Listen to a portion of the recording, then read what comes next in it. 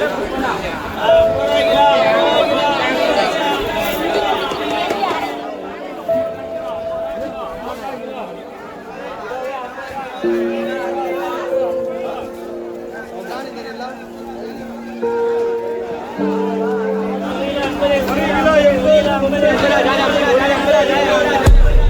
பூ வாங்கி தர காசு இருக்கா? இல்ல அந்த ஒரு ரூபாய் பொட்டு வாங்கி தரதா காசு இருக்கா? சின்னவனுக்கு உடம்பு முடியலன்னா ஹாஸ்பிட்டலா திரியணுமே, பாக்குறதா நீ? ஸ்கூல் ஃபீஸ் கட்டலன்னு காரி துப்புறாங்க. நீ நிக்கிற மாதிரி ஊமையால என்னால அங்க போயிட்டு நிக்க முடியாது. நான் சம்பாதிக்கிற காசுல வாங்கின கடனுக்கு வீட்டு செலவுக்குமே போயிடுது. இருக்கிற கொஞ்ச நெஞ்ச நகையும் அடக்க வச்சுட்டேன். இப்ப நான் வேற என்னதான் செய்யறது? சொல்லு. இந்த புடி இதுதான் நான் ஒரு மாசம் சேர்த்து வச்ச சம்பள காசு. போய் உங்களுக்கு புக்காவது வாங்கிட்டு வா. 3 மாசமா ஒரே ரோதனை. இதோ பாரு, இன்னும் 2 நாள் இந்த பென் பேப்பர் கண்டு இலவெல்லாம் தூக்கி போட்டு நல்ல வேலைக்கு போற வழிய பாரு. நீ எழுதி வச்ச பேப்பருக்கு எவனும் 1 ரூபாய் காசு தர மாட்டான். எவனும் மாறவும் மாட்டான்.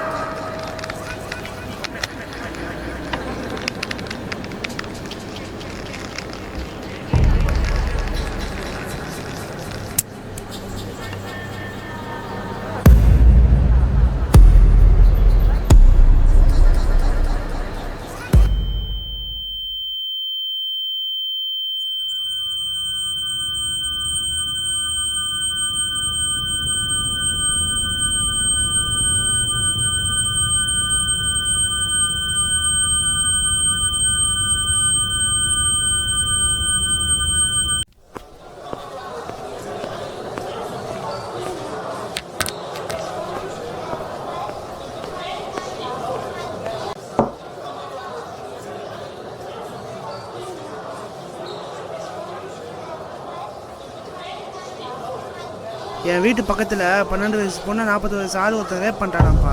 குப்பையை தின்று வாழும் மிருகங்கள். கேட்கவே பாவமாக இருந்தது.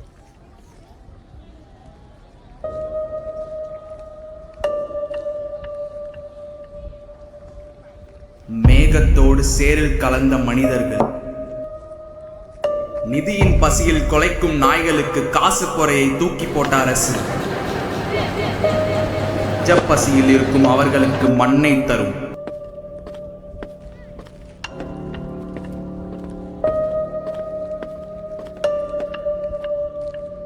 முதல்ல இறங்கு தம்பி, பஸ் விட்டு இறங்கு.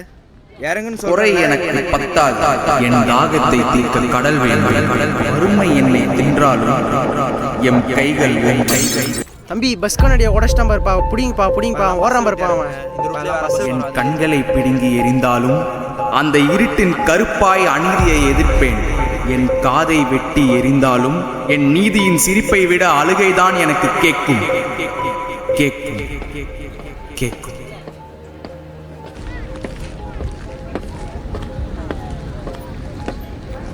நான் மறைந்த பிறகு அந்த சிரிப்பு எனக்கு கேட்கும். மறைந்தாலும் மறைய மாட்டேன். மனிதர்களைப் போல் என் எழுத்தின் இயக்கமாய் உன்னோடு வாழ்வேன். நான் வெல்வேன். நான் அமுதன்.